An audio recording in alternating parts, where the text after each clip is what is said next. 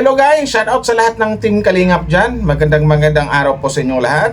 Wow Life TV at kasama ko pa ngayon pala si Miss Ensolay. At dalawa kaming magbigay ng mga sariling opinion or kuro-kuro about sa mga isyong mga naririnig natin ngayon or mga nababasa. O nga pala, about to sa EDC, no? Shout out sa lahat ng mga EDC niyan. Shout out sa mga EDC fans. Kumusta ang mga puso nyo? Yes, sana okay yung mga pucho nyo, mga Charge pucho-pucho. pa ba? 89%? 89 or 100% ba? Or 50%. 95% or 50%. So ito na nga, ang pag-usapan natin ngayon guys, about doon sa isang live ni Kalingap Ido na Hapon. matatapos sa Bangidsi. Tapos may nag-comment din doon sa upload ni Kalingap Ido ng picture na nagawan din natin ng reaction kahapon. Pero bago tayo magsimula, siyempre, suportahan po natin, huwag natin kalimutan, suportahan ang Team Kalingap sa pangunguna po ni Kuya Val Santos Matubang, Kalingap Rab, Ate na Vlogs, si Ma'am Jack Tapia, siyempre sa lahat ng mga Kalingap Reactors, and siyempre don't forget to support also sa lahat ng mga Kalingap Charity Vloggers. So ang dating ngayon, siguro si Wow Life yung magtanong sa akin about sa mga ano, or siguro ganun yung ano namin, ganun yung way namin. Yes.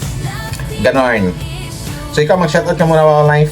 Ayun, shoutout sa lahat ng mga solid EDC fans. Hello sa inyong lahat. Maraming salamat sa suporta kay Wow Life TV at sa akin at sa lahat ng mga reactors ng Kalingap.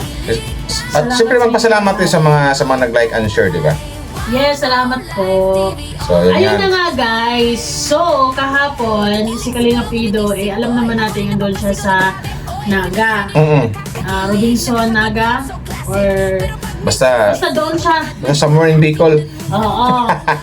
And then, nag-post siya ng picture together with ate girl na parang sales girl, sales lady. Sales lady. Baka ano yung, di ba, isa sa mga masugid na fans Yes. or avid fans niya, no? Avid fan ng EDC yun nanonood. Yes, malamang sa malamang. And then, I think proud moment lang si Kalima. Hindi proud moment. Parang ano bang tawag nun? Ayun, parang ano, proud siya. Kumbaga, Nagpapapicture, may nagpa-picture. Something like naisip ni Kalingap Ido na ano pala, pati pala dito sa lugar na to na nakaabot yung EDC at saka kilala pala ako dito. Something like that. Sa totoo lang, hindi ko gets kung bakit yung mga one-sided or basher, or pati na rin may mga EDC fans na nagsasabi, bakit ka pa nagpo-post ng ganito? Show proud ka ba? Sa mga content creator sa totoo lang, hindi na yan bago. Kasi talagang kapag may magpapapicture sa kanila, pinupost nila, di ba? Nagpo-post sila na, ito yung nagpapapicture. Oo, kumbaga, ang ginawa ni Papa Eds kasi, ang dumi kasi ng utak ng mga fans. Ito hindi sa ibang mga fans, ibang fans ng ni Ido kasi or ng EDC, andun yung marurumi din o something like negatibo. Something like na isipin nyo lang na nagiging proud din si Kalingap Ido na pwede niyang ipagmalaki na, uy, sa lugar na pala ito, mayroon ding nakakilala sa akin or sa EDC Love Team, di ba? Yan. Ba't ganon? Hindi porket nag-post si Kalingap Ido ng ganon, ang takbo ng isip nyo iba na, baka magalit si Beyonce, ganito, ganyan, bla bla bla, etc. So, ang pangit po ng dating Pag po. ganun kasi, napakababaw naman yung Pwedeng sabihin na parang wala sang tiwala kay Kalingap Ido. At saka, napakababaw naman ng pagtingin nyo sa relationship nila. Yes. Sa madaling salita, ang babaw yung tingin nyo kay Ido, wala kayong walang tiwala. So, hindi po yan ang pinaka-topic natin. Pag-uusapan namin may nawala yung pinaka-topic natin. So, ayun na nga, sa live ni Kalingap Ido kahapon, siya mismo nagsabi na hanggang December na lang ang EDC. Hindi na daw abot ng April. Ops, pero tika lang. Ano masasabi mo dyan? Kaya na pag ito yung intro namin ni Wow Life kasi ito kasi yung kasi picture kahapon, pwede kong yung mga nambabas kahapon kay Kalingap Ido, konektado to ngayon dito sa namin, itong pag-uusapan namin. I-play mo to. I-play mo. Marinig namin dito. Hindi na po abot ng April. Hanggang sa December na lang po EDC. Ganon. Direct na. Dahil Tapos na, wala na kasing kwento eh. Oo. Tapos na date na guys. Happy ending na.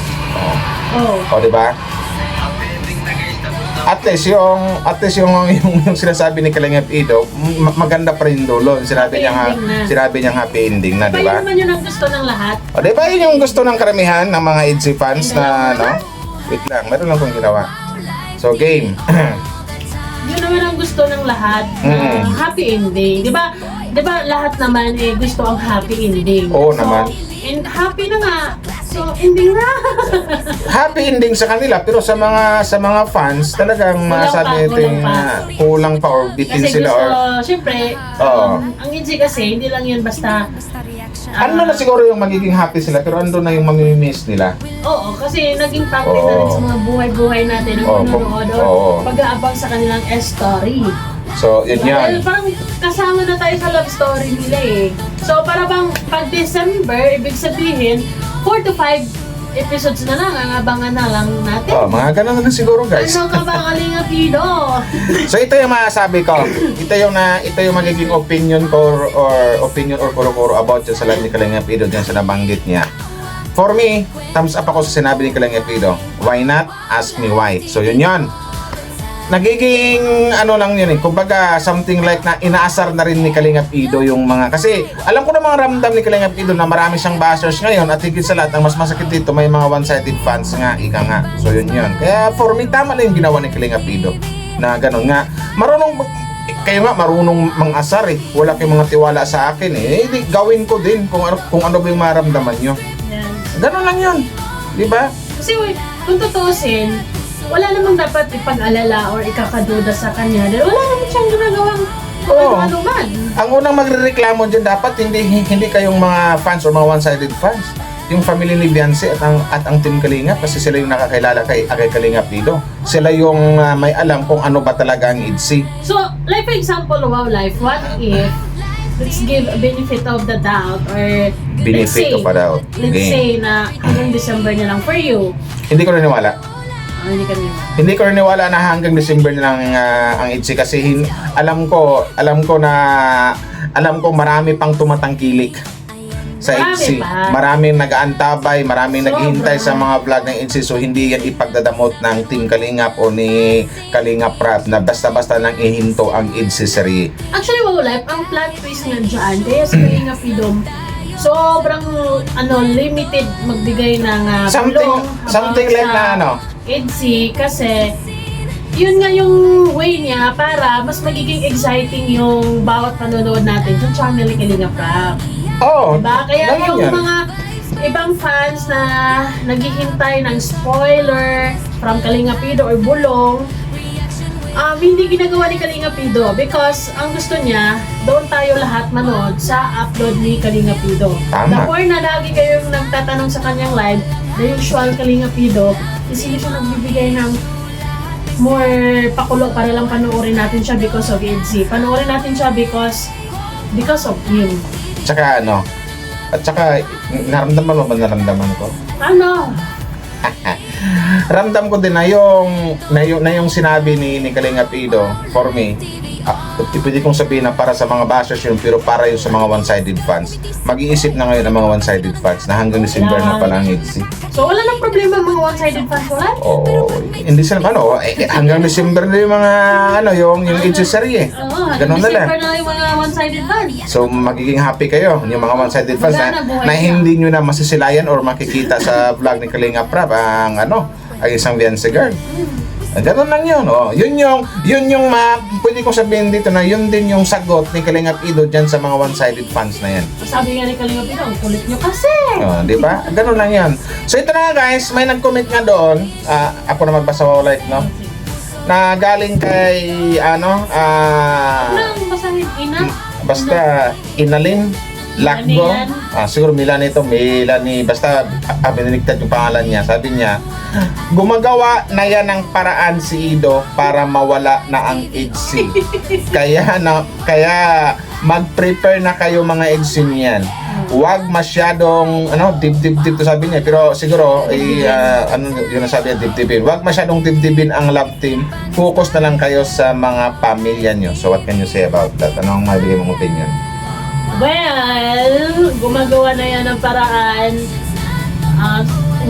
Sa part na yun, sa first sentence na sinasabi niya, Nangaasar din. nangaasar din. Ganun Tamang yan. gatong din eh. Tamang gatong siya kay Papa X or tamang nangaasar siya sa mga one-sided fans. Or sa mga fans mismo. Yun yun. Sa mga fans. Ganun lang Pero yun. sa totoo lang, never, walang ganun si Kalinga Pido. Oo. Alam nyo naman, sa mga solid EDSI fans, si Kalinga Pido is always pure and genuine and true sa mga fans talaga. Wala siyang pakime-keme at kung ano mga flowery words dyan, just for us na maniwala sa kanya. Yes. Very, siya, prangka and diretso kung magsalita. Kaya nga naiinis tayo minsan or napipikon, di ba, Yan- nadadala tayo. Ayan yun si Mr. El Tucker eh. Yes. Yan yan, prangka magsalita yan. Tapos, ang sabi, para, Ayan o, para mawala ng EDSI. Wait, dito naman hindi na ko manawala. Nasabi kasi dito, hindi ko magawa ng paraan sa Kalinga Pido para mawala ng EDSI. Yun yun. ay nako, hindi yun. Hindi yun. Kasi si Kalinga Pido, hanggang hanggang kasalan na to. Di ba, Hanggang kasalan na yan. siya para sa future. O, di ba? At saka, hanggat ramdam or hanggat nakikita ni Kalinga Prab or ng Team Kalingap, ba ni Kuya Bal Santos Matubang na tinangkilik pa rin ang EDSI, maraming views ang EDSI, actually ang EDSI ang may pinakamaraming million views yata or ang Jumgat. O, naghabulan lang sila, di ba? O, hanggat maraming nanonood sa EDSI at maraming tumangkilik sa EDSI serye, hindi mawawala. Yun lang yun. Hindi mawawala ang EDSI serye sa channel ni Kalinga Prab. Kung meron man dapat i-prepare sa mga EDSI fans is yung para sa kasal, mag-ipon.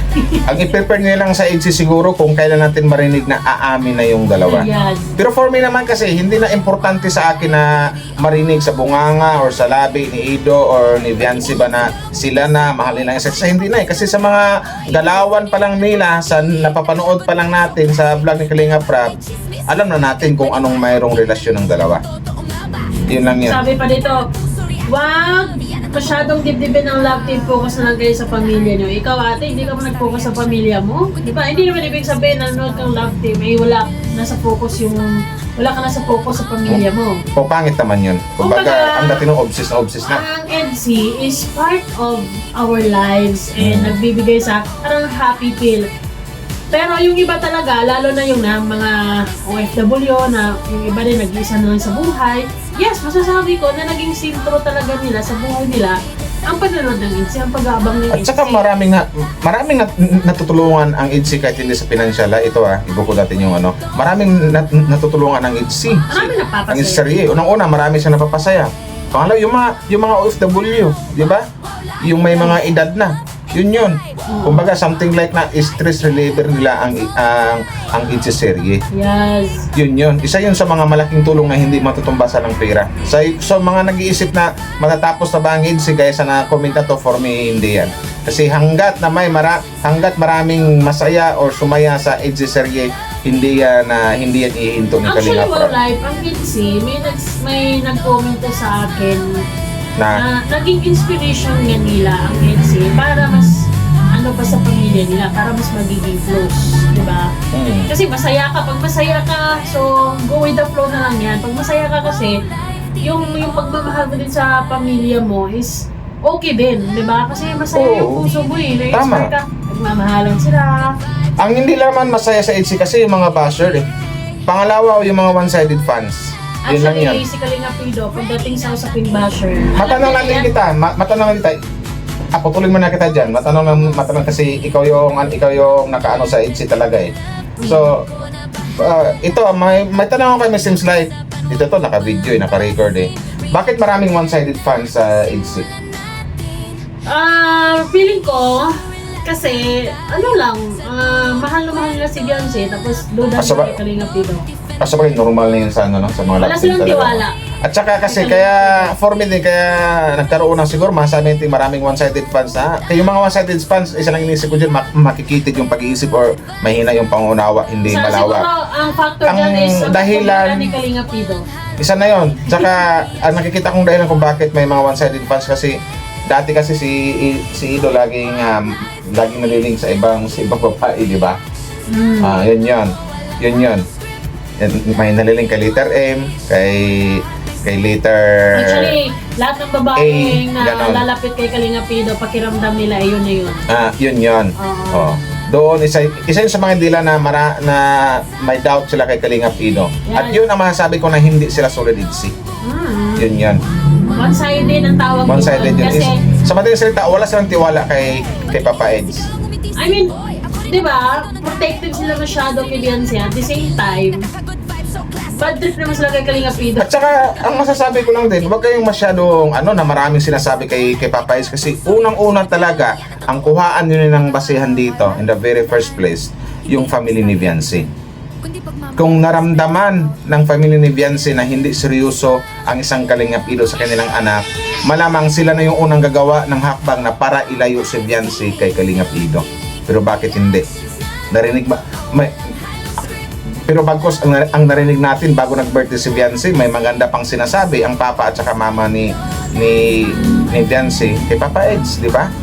Kaya huwag kayong masyadong manghusga kay Papa Eds o kay Kalinga Pido. Kaya kung mayroong unang makakapansin diyan na si Beyonce mismo at saka yung family ni Beyonce, yun lang yun. Hindi rin masasabi ni Beyonce yung salitang I love you at mahal kita kung alam niyang hindi pagkatiwalaan si Papa Eds. Naisip ako, Ano yan? di ba, love na si Beyonce.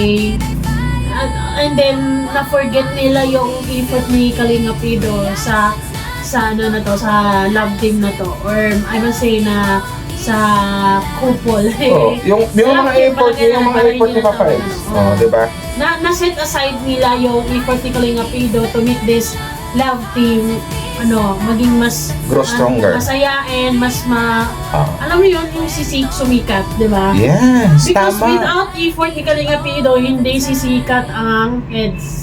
Yes. Or without then, lang yan, basta love team, Walang it takes two to tango. It takes two to tango. Walang EDC kung wala si Kalinga Pido. Yun lang. At saka ito na lang, sa mga one-sided fans, lagi ko itong sinasabi noon sa mga dating love team. Kung yung sa mga one-sided fans, kung one-sided fans kayo, hindi naman kayo mapigilan talaga, hindi rin kayo pwedeng mandoon or puruto sa dapat dito, ganyan na, yun naman talaga dapat literal na gawin na dapat pag sinabing love team, suportahan mo yung dalawa. Pero, hindi natin mapigilan yan, given na yan, may mga one-sided fans at kayo ngayon, sa mga tamaan nito, pasensya na po. Kung one-sided fans kayo, manahimik na lang kayo. Huwag na kayong magsalita ng mga masasama laban kay Kalinga Pido. Kasi ang unang masasaktan talaga dito, si Beyonce. Kasi alam ko namang alam nyo na importante kay Beyonce, o hindi lang importante, mahal ni Beyonce ang isang Papa Eds. Yun lang yun. Kung one-sided fans ka, walang problema doon, manahimik ka na lang. Huwag ka nang magsalita laban kay Kalinga Pido. Kasi uulitin ko, ang unang masasaktan dyan, si Beyonce. Vice versa, ganun din sa mga makaido lang din. Wag din kayong magsalita laban kay Beyonce na ito ganyan, kasi ang masasaktan din dyan, ang unang mag-react dyan, si Papa Eds. Yun lang yun. Di ba? Am I right? Yes, sa totoo lang. Ganun lang. Ganun lang kasimple. Pero dito nga sa topic natin na matatapos na ba ang EDC or may nag-commit na gumagawa na yan ng paraan si Papa Ido, it's a big no.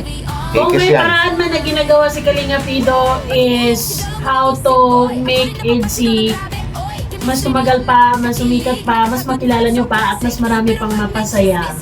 Tama yon.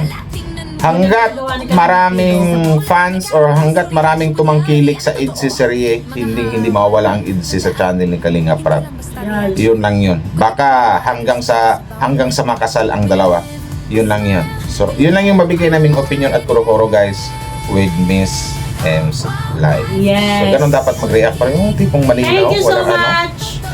Maraming salamat po sa lahat guys, no? Salamat sa mga nag-like and share. Shoutout sa mga insinyans. Baka maya mag-live si Miss M's Live. So, thank you very much. Shoutout sa lahat ng mga insinyans, sa mga one-sided fans.